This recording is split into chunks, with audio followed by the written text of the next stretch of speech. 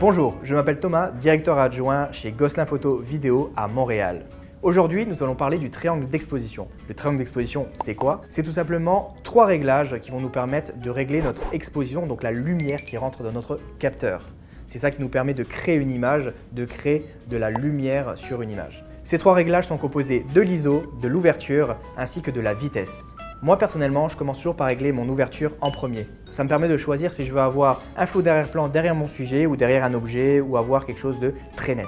L'ouverture est composée d'un diaphragme dans votre objectif qui va tout simplement se fermer et s'ouvrir pour laisser rentrer plus ou moins de lumière.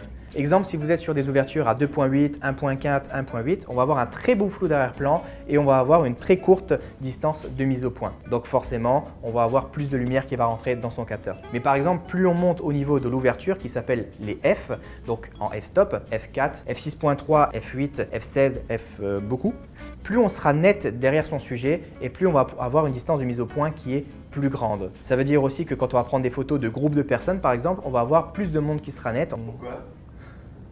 Ah oui, pourquoi? Tout simplement pour éviter d'avoir un flou qui peut être sur une personne ou une autre parce que forcément chaque personne n'est pas bien rectiligne. Après avoir fait ce réglage, forcément je vais me retrouver à avoir plus ou moins de lumière, donc d'exposition dans mon capteur. C'est là qu'ensuite vient le deuxième réglage qui est la vitesse. La vitesse, je vais la régler suivant ce qu'il y a à photographier. Si par exemple j'ai du sport à photographier, je vais monter dans des vitesses très hautes, 1/400e et plus.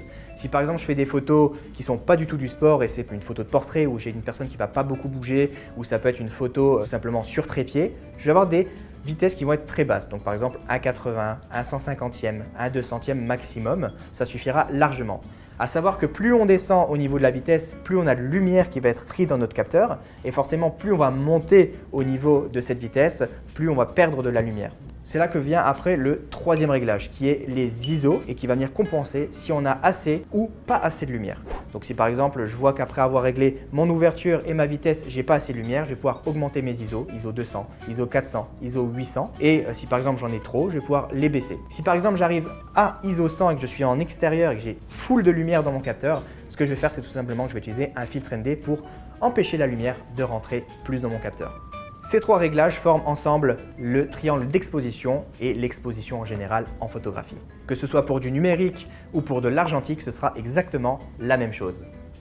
Si vous avez des questions un peu plus poussées, n'hésitez pas à passer en magasin. En attendant, je vous invite à nous suivre sur nos réseaux sociaux et à vous abonner à notre chaîne YouTube pour découvrir d'autres contenus. Ciao tout le monde!